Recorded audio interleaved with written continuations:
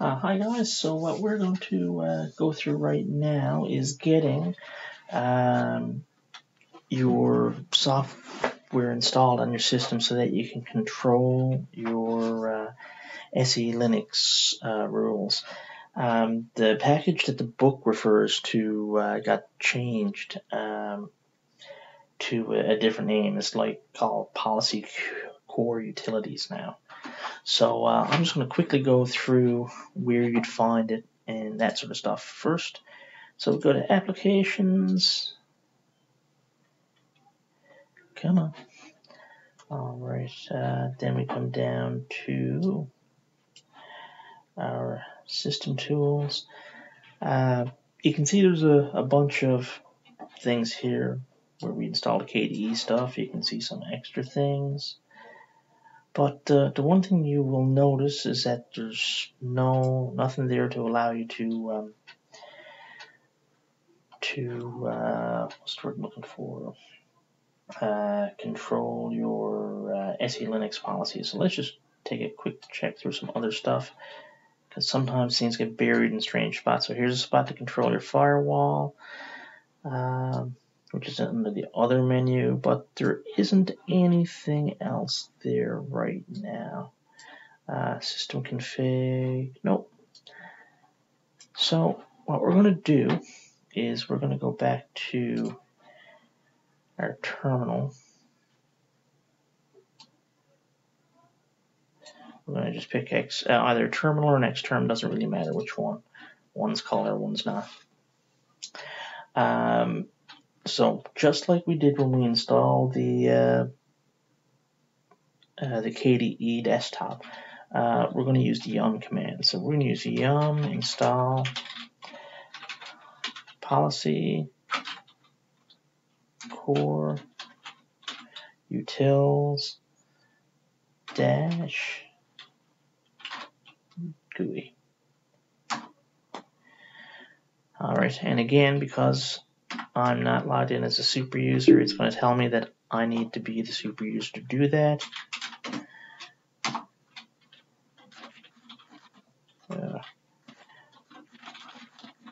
Helps if I type the password right.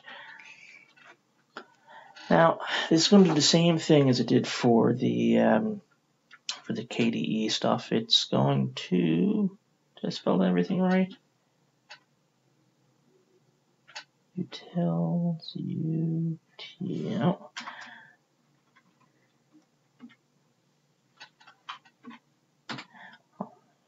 Also helps if you spell stuff right.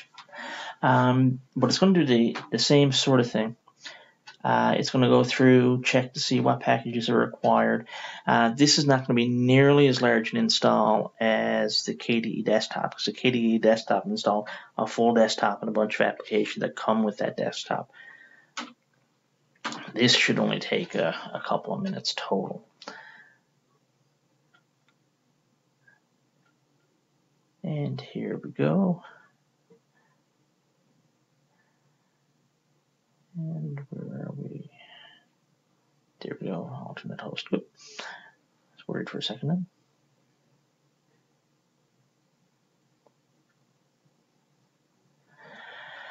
Alright, it's running its check, making sure everything's there, then it's doing its install.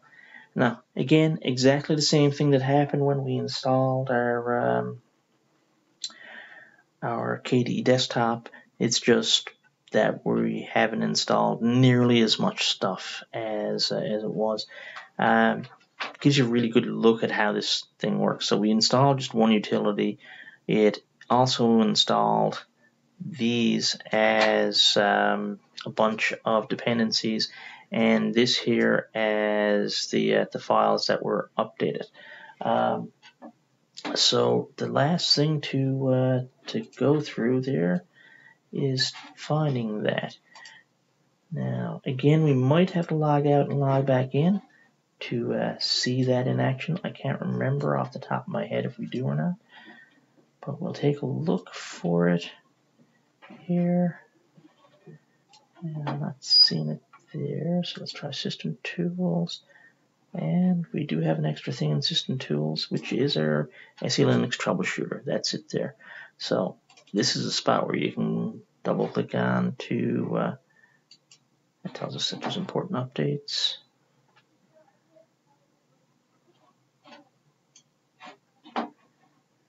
So it'll ask us a bunch of stuff about do we want to receive browser alerts and things like that.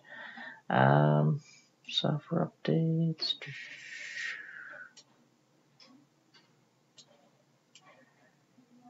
That's not quite what I was looking for. But anyhow, that installs that much. Again, we might have to exit out for a second. I'm going to do a quick hard exit, which is a Control-Alt backspace. Doesn't really log me out, but it should renew all my menus and stuff. So it kind of kills the desktop temporarily. Oh, it is making me log out. Okay. Never used to make you log out before.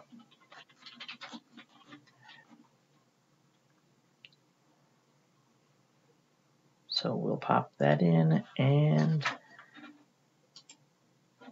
we'll check to see if it is there. We'll go to System Tools, Add Remove. That's Troubleshooter. It's the SE Linux config that I'm looking for. Must be under Other.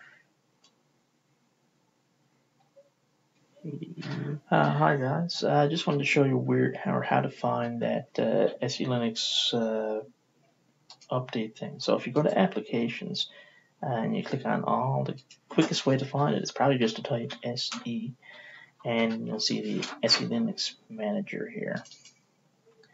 It's going to ask you for the root password. Again, that's listed on the site where you downloaded your file.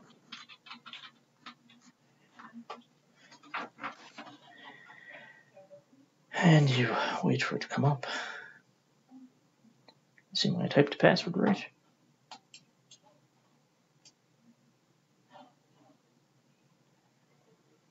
And the hard drive's churning, so we should be good.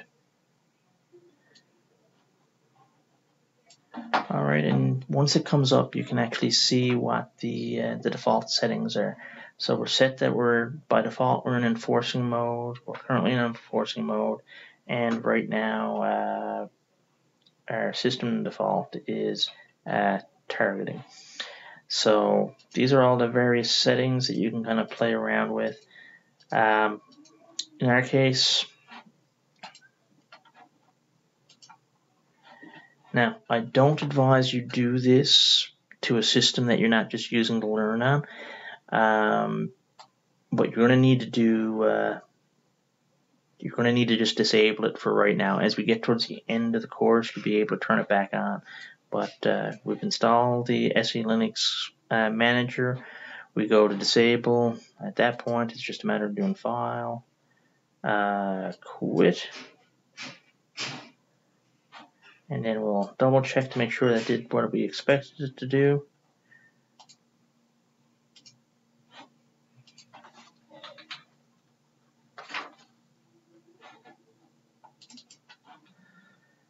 Hopefully it doesn't take quite as long to load this time. Now, you might find that this is one of the few times you're going to have to reboot your Linux machine. And the reason for that is that right now there's policies in place to allow certain things to happen. So you can see how we switched from being in enforcing to a permissive mode already just by changing our setting. And this part here is fine as targeted. But when we reboot next time, it's not going to be running at all.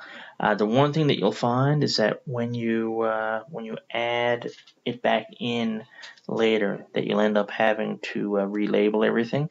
So you're looking at, depending on how much stuff's on your machine, it could be 2 minutes, it could be 30-minute relabeling. So for some machine to be on something like Facebook, a relabel could actually take like 6 hours. Just to put things in perspective here. So anyhow, that shows you how to do that. You should really reboot your machine after this. This is one of the few times, like I said, that you want to be able to reboot. And we're going to do a restart.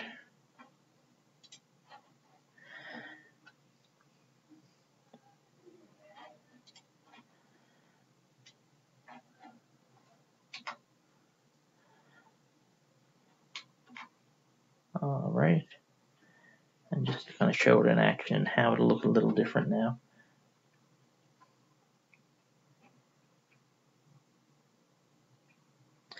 Now if I decide I want to turn it back on, it's going to force it to be relabeled, because you can kind of temporarily suspend it while you're doing stuff, but once it's turned off and you've completely turned it off, it forces the relabel to occur. Alright, so I come to here, I log in.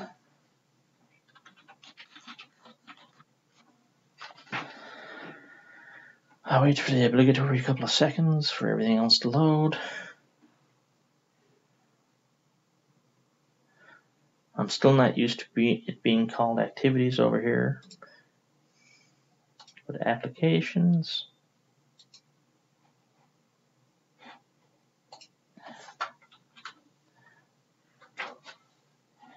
I see Linux. Here we go. Root's password.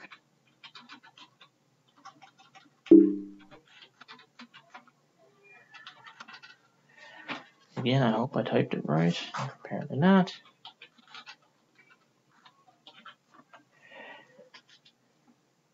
Guess I didn't feel like I typed it right.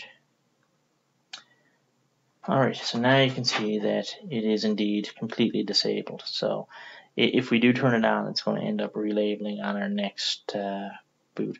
So make note that all we did was quit. We didn't have to save. Once we actually flick that into place, it's done. So anyhow, that's how you go through and you disable SELinux. And I will talk to you all later.